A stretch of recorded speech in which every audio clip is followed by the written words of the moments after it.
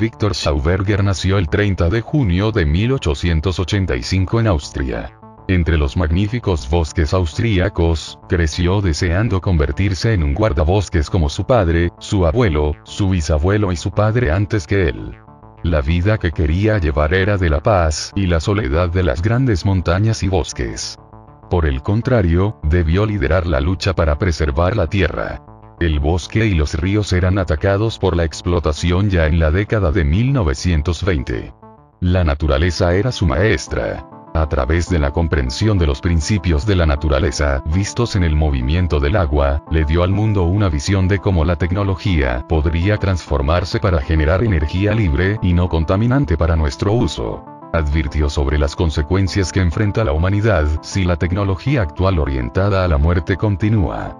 Murió traicionado por el mismo poder que prometió hacer sus sueños realidad. Fue en un paraíso como este donde Victor Schauberger pasó su infancia. Con la casa en el bosque. Incluso el lema familiar, fiel al bosque silencioso, se hizo eco del profundo respeto que alguna vez tuvieron los guardianes del bosque por los árboles. Desde temprana edad fue un observador entusiasta y astuto de la naturaleza. Aprendió directamente de la naturaleza. Estudiando de cerca la relación entre la tierra, los árboles y el agua. Pero el agua, el alma de la tierra, se convirtió en su pasión devoradora, y se propuso descubrir sus leyes y su carácter para aprender los secretos de su poder.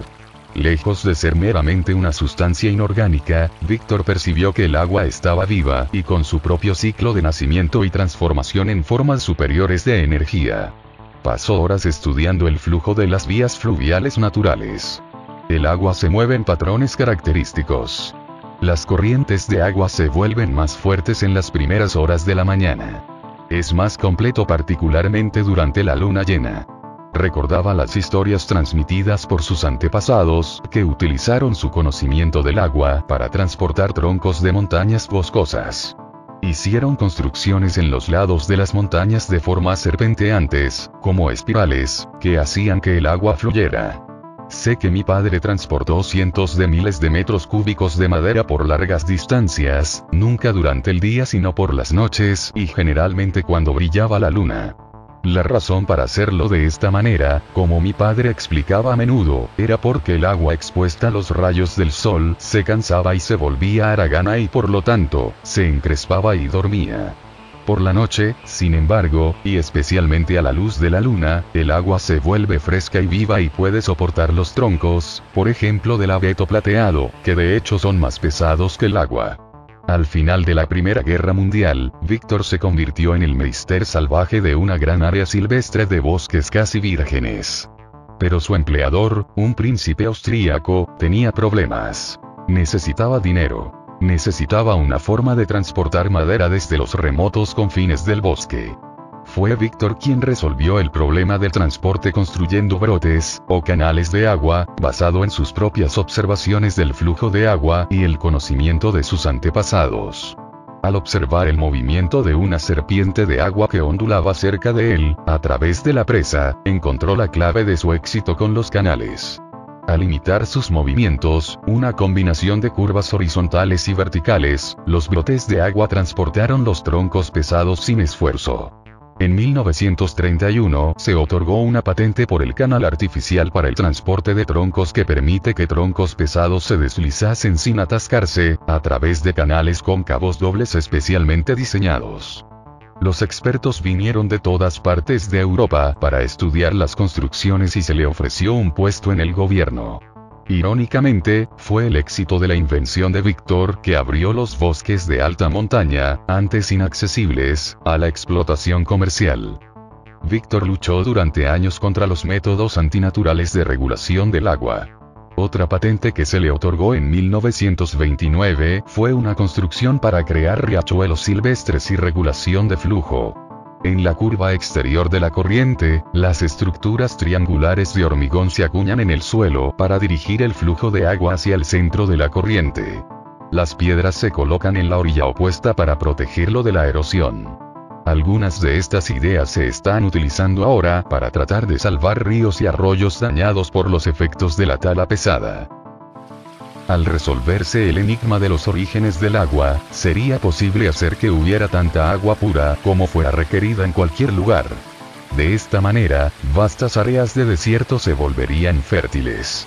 El concepto de producción irrestricta con el poder de una máquina barata es tan revolucionario que la vida en todas sus formas experimentaría cambios a nivel mundial. Mientras Víctor observaba cuidadosamente el flujo del agua, los patrones infinitos formados por su flujo, se volvieron más evidentes y fue consciente del significado del vórtice como el movimiento de la naturaleza hacia el crecimiento en la vida. El vórtice, nuestro espiral, es el patrón subyacente que impregna nuestro universo. Es el patrón formado por dos fuerzas opuestas que se hacen visible en la sustancia del agua.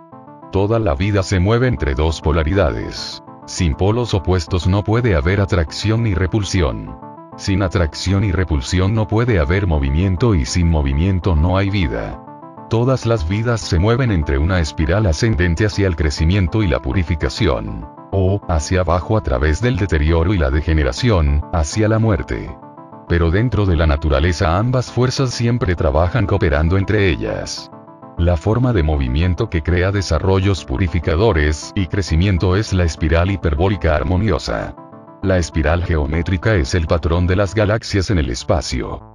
La base de todo movimiento planetario es el patrón que subyace en todas las formas de vida.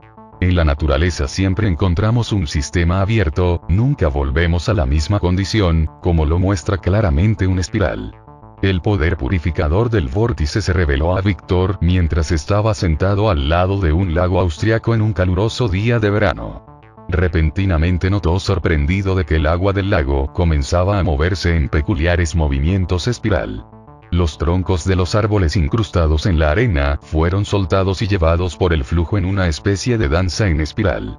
A medida que la velocidad del agua en círculos aumentaba cada vez más rápido, se acercaban hacia el centro del lago. Una vez que llegaron al centro, los troncos fueron succionados hacia abajo con el bosque de grava. Ninguno de los árboles resurgió. Poco después, el lago se calmó, pero luego el fondo del lago comenzó a retumbar y de repente un tubo tan alto como una casa salió disparado del centro con un estruendo girando sobre sí mismo y desbordando desde la parte superior como una fuente. Entonces de repente, los tubos se colapsaron enviando olas salpicando las orillas. Víctor había sido testigo de cómo un lago sin agua fresca entrando en él puede renovarse espontáneamente a través del poder de la espiral arquetípica. En otra ocasión, Víctor miraba el vuelo en espiral de un águila sobre un lago. De repente, se dejó caer con un pez en las garras. ¿Cómo podía atrapar peces sin tocar el agua? Era un misterio. Mientras el águila volaba hacia arriba describía una espiral en constante decrecimiento. Lo que sucedió después fue tan increíble que Víctor casi se cayó del árbol. Los peces en el lago estaban en espiral hacia arriba, como el pájaro hacia por encima. Uno tras otro, como perlas en una cuerda, se acercaron a la superficie porque la espiral se hacía más pequeña. Algunos de los peces estaban apiñados en la superficie. Una sombra oscura cayó sobre el lugar, un pequeño destello y el águila despegó con su presa. Mientras estudiaba las misteriosas cualidades del agua, Víctor percibió que es una sustancia que está viva, que nace de los manantiales subterráneos y se desarrolla hasta la madurez. Sus misterios son similares a los de la sangre en el cuerpo humano. La sangre sana es el portador de la vida en el cuerpo humano, y el agua viva desempeña el mismo papel en el cuerpo de la Tierra. Ya a principios de la década de 1930, Víctor se puso a trabajar para construir una máquina que produjera agua potable de manera artificial, copiando los procesos naturales del agua de manantial de las montañas. Su primer plan para un purificador de agua se convirtió en este aparato con forma ovoide, para lo que se conoce como biosíntesis. En este proceso, pequeñas cantidades de minerales y dióxido de carbono se agregan al agua que se energiza en la oscuridad. Se establece un movimiento en espiral armonioso por el agitador de forma especial. La dinámica del flujo de agua se simplifica en este diagrama. Una bobina de enfriamiento proporciona un control de temperatura y el recipiente está encerrado en una carcasa aislante para contener dentro la energía de implosión. Víctor eligió la forma ovoide, otro de los secretos de la naturaleza, como la forma perfecta para una cámara de vórtices. Un huevo tiene una curva perfecta para mantener el impulso de un vórtice dentro de él. Este experimento muestra los poderes de levitación del vórtice en el espacio ovoide. Tenemos un huevo atado a una cuerda y una corriente de agua. Acercamos el huevo a la corriente y es absorbido. Queda claro que existe una relación entre la forma ovoide y el vórtice. Un tema central del pensamiento de Víctor era una curva del espacio cicloide observada en el movimiento de los planetas cuando orbitan alrededor del Sol, mientras que al mismo tiempo giraban sobre sus propios ejes y se mueven en espirales abiertas o en forma ovoide como lo llamaba Víctor. El tubo espiral incorpora esta característica.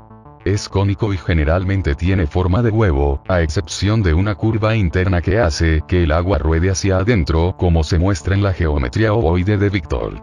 El mundo pronto conoció que Víctor Schauberger podía hacer que el agua viviera y que fluyera a los hogares y probarlo con excelentes resultados. Se hizo conocido como el mago del agua. La vitalidad del agua se puede medir por su potencial eléctrico.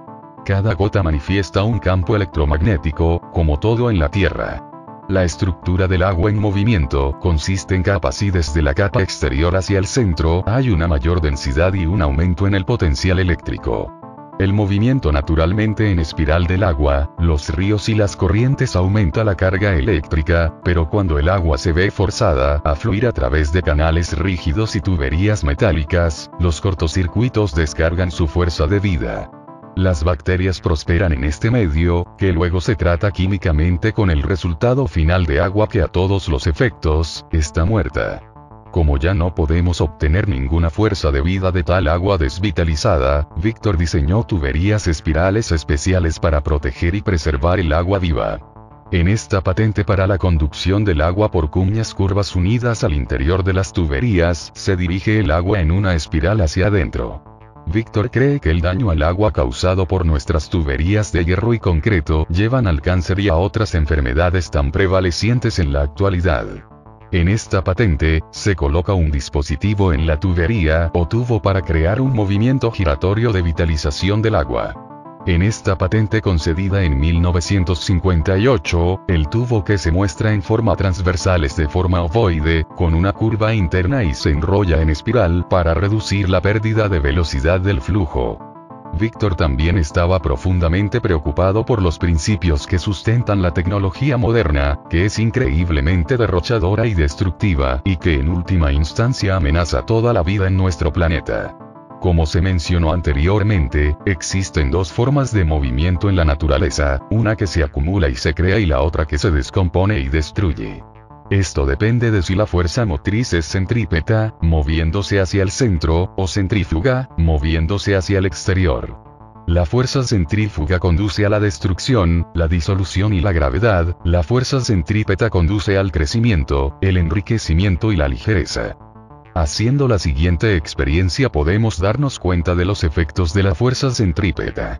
Cuando la copa se mueve y la superficie de la misma toca la bola, ejerce una fuerza sobre esta última. Cuando la bola se empieza a mover, la copa la empuja hacia el centro, haciendo que se mueva en círculos. Además, como la copa es curva, también empuja la bola hacia arriba. El antiguo símbolo de la esvástica expresa este dualismo dinámico, que es verdadero en todos los niveles de manifestación.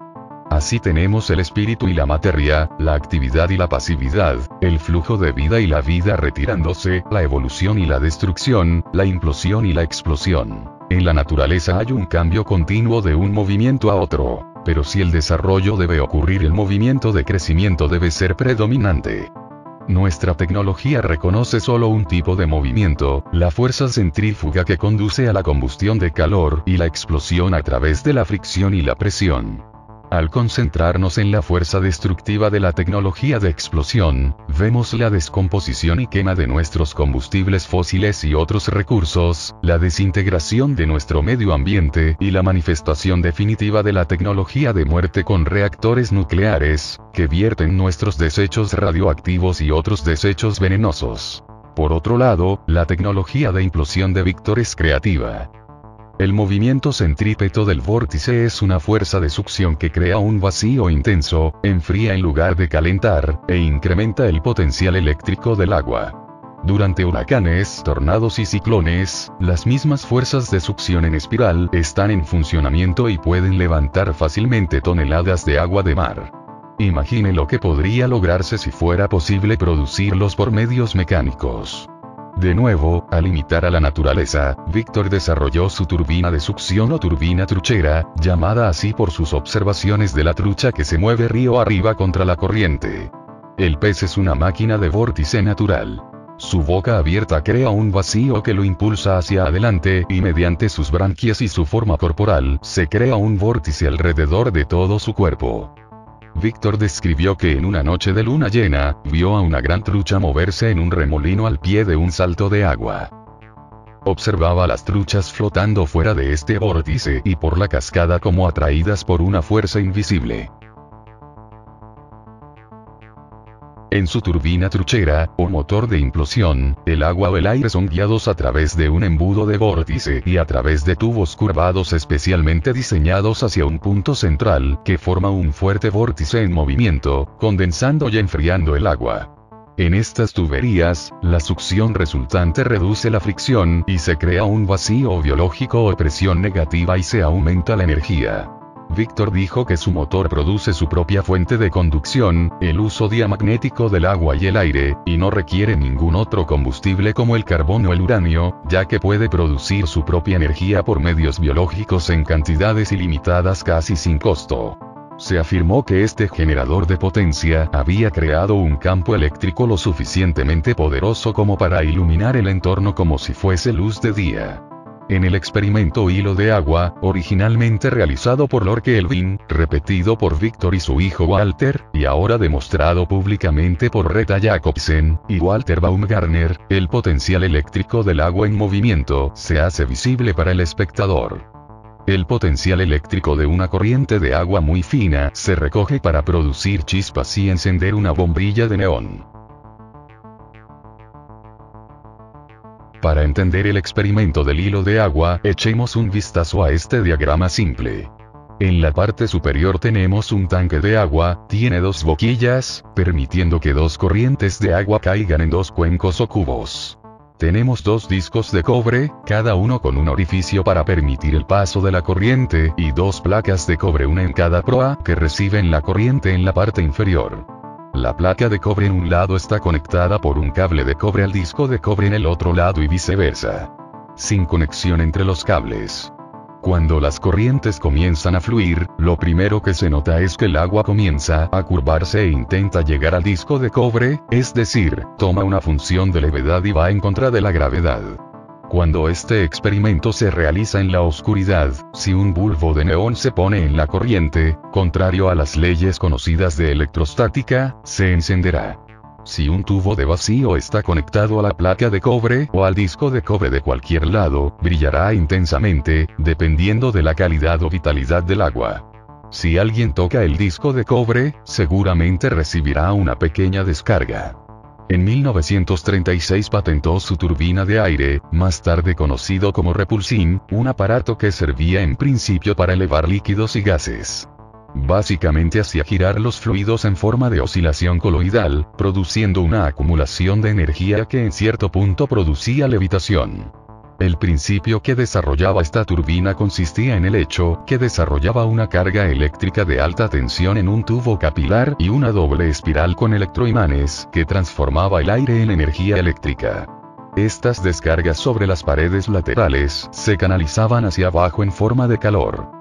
Con la transmutación de la materia aeriforme en energía y por el calor desarrollado en forma descendente, se creaba un vacío físico de autointensificación en una dirección ascendente. Una fuerte corriente de aire se desarrollaba y en un breve lapso se intensificaba en una fuerza ciclónica. En el motor de implosión, se desarrolló un campo diamagnético que posibilitó el poder de elevación. Este principio conduce a su aplicación en el diseño de aviones o de submarinos. Cuenta la leyenda que los nazis amenazaron a Víctor para que estos principios fueran usados en discos experimentales voladores, los que se suponen fueron exitosamente volados durante su investigación en la Segunda Guerra Mundial. En 1934, Hitler había pedido especialmente conocer a Víctor y estaba bien informado de su trabajo anterior. Más tarde, durante la guerra, se le dio la opción de desarrollar máquinas para el Tercer Reich o sería ahorcado. Se dice que el 19 de enero de 1945 cerca de Praga, tuvo lugar la primera prueba de un disco volador no tripulado. En 3 minutos había subido a una altura de 15.000 metros y alcanzó una velocidad horizontal de 2.000 km por hora. Podría flotar inmóvil en el aire y volar tan rápido hacia atrás como hacia adelante. Este disco volador tenía un diámetro de 50 metros. Otro modelo basado en el prototipo de Victor fue construido por un ingeniero alemán, Hermann Klaas, en 1941, quien informó: en verdad, este invento voló con un éxito casi increíble, trepó al aire tan rápido que desafortunadamente golpeó el techo del taller y se estrelló en el suelo hecho pedazos. Sea cual sea la verdad, tanto los rusos como los estadounidenses estaban muy interesados en el trabajo de Victor. Después de la guerra, los rusos saquearon su departamento y lo volaron para evitar que los aliados recogieran secretos olvidados. Pero a pesar de sus maravillosos descubrimientos y con creciente amargura, Victor se dio cuenta de que todos sus intentos de alertar al poder político sobre el colapso del orden ecológico caían en saco roto. Fue entonces cuando aparecieron 2 estadounidenses y ofrecieron fondos ilimitados si viajaba a América e impartía su conocimiento para el bien de la humanidad. Victor y su hijo fueron trasladados en avión a Texas y llevados a la soledad del desierto lejos de sus amados bosques y arroyos. No hubo comunicación con el mundo exterior. El correo fue censurado. Los fondos nunca se materializaron y el proyecto Implosión, como se le llamó, se convirtió en una pesadilla. Finalmente, después de haber sido engañado para que les firmara todo a estos hombres, se permitió que Victor regresara a Austria. 5 días después de su regreso a casa, murió desesperado y dijo: se llevaron todo de mí, todo. Ni siquiera soy dueño de mí mismo. El caso de Victor Schauberger no es un caso aislado. Pero no todo está perdido. Existen personas que en la actualidad han retomado estas investigaciones con mucha valentía y esperanza. Y quién sabe, tal vez alguien que vea este video se sienta con la fuerza y la capacidad de seguir desarrollando esta tecnología prometedora.